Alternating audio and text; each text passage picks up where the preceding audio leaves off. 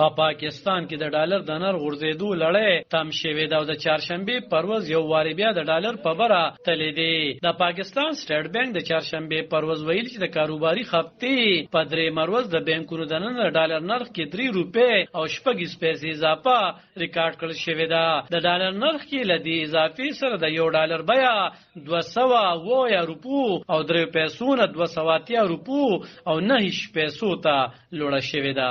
همدغه شان په خلاص مارکیټ کې هم د ډالر نرخ کې 4 روپۍ اضافه رامنځته شوې ده او پرون یو ډالر 281 روپو ته رسیدلی دی.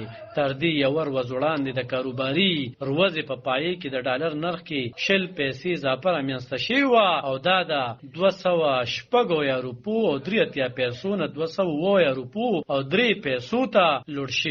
د ډالر د نرخ لوړېدو ترڅنګ پاکستان کې د سرو زرو بیې هم یو وارې بیا لوړې شوې دي او د آل پاکستان جیمز اینڈ جیولرز اسوسییشن د بیان له مخې د چهارشنبې پر ورځ 1,6,400 روپۍ ګران شوي دي. دا مهال پاکستان کې د یوې تولې سرو زرو بیه 2,65,000 روپو ته رسېدلې ده. همدغه شان د 10 ګرامو سرو زرو بیه کې 5,480 روپۍ اضافه شوې ده او نرخ یې 1,040 روپو ته رسېدلی دی.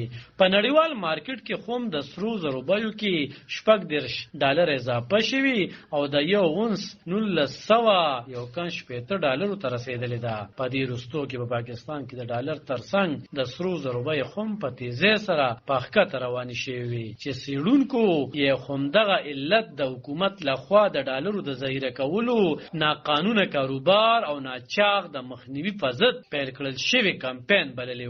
د ستمبر د لومبۍ هفتې پورې پاکستان کې د ډالر بیه د تاریخ تر ټولو لوړې کچې ته رسېدلې وه او په 5 سپتمبر یو ډالر 308.10 روپۍ خرڅ شوی و. په خلاص مارکیټ کې بیا دا بیه تر 322 روپو هم لوړه وه خو تر هغې وروسته حکومت اعلان وکړو چې د ډالرو د ناقانونه کاروبار، قاچاق او ذخیره اندوزۍ د مخنیوي لپاره په ګرخ هیواد کې عملیات پیل کوي او د دې نرخ کې د پرلپسې مصنوعي اضافې مخه به نیسي.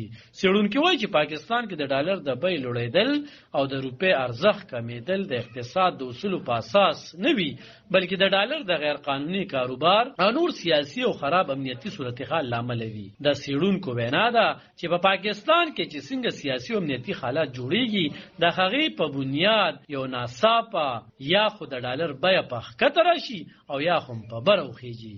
علب خان شیرپو د لبار نیوز